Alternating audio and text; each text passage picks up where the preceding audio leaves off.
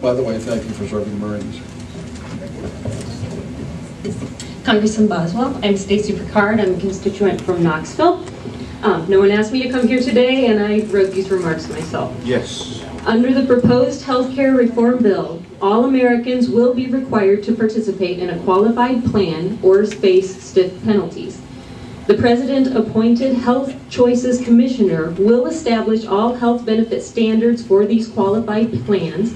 Oversight and management of all qualified plans will be done by a committee of 27, I believe, presidential appointees.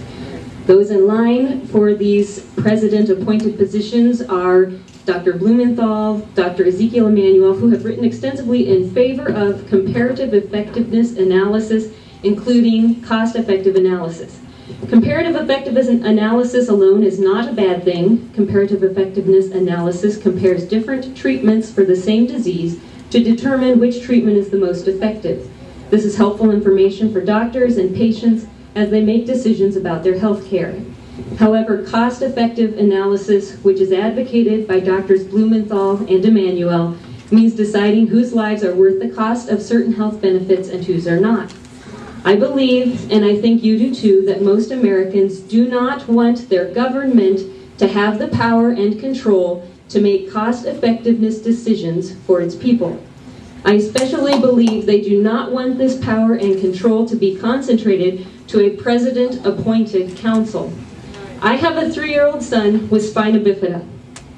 My son does not walk, he uses a wheelchair, and he faces a lifetime of health concerns. He is happy, he is smart, he is the light of my husband's, my other 4 children, and my life. He is the joy of our family. In the Netherlands, where cost-effectiveness analysis and quality of life analysis are the rule, we would have been advised to euthanize my son at birth. This is the slippery slope we are headed down if we allow our government a foot in the door on cost-effectiveness analysis.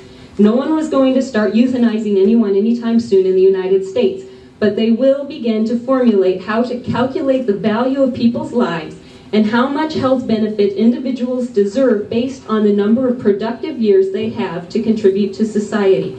Congressman Boswell, I believe it is the duty of our government to protect its citizens from the potentially tyrannical control of their health care by a president-appointed committee, not establish it. How will you protect, or how will this bill protect against abuse of power by this council?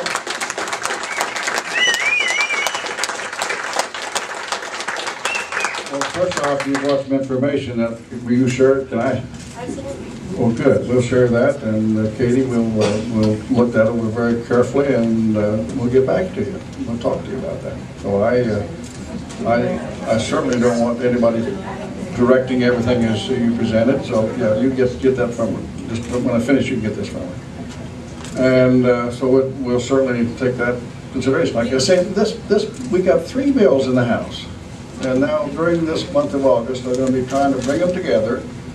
Actually, the one that came out of Commerce the last day of July, they're going to have to meet again because I think they voted the bill out, but the understanding they're going to meet the first thing when they go back. They got 16 amendments to work with. So we don't have a final document on this at all. I think some of you have assumed that. So will you work to I'm going to look at this very carefully. I'm going to look at this very carefully, and we're going to get back to you. The question back here, Congressman. Okay.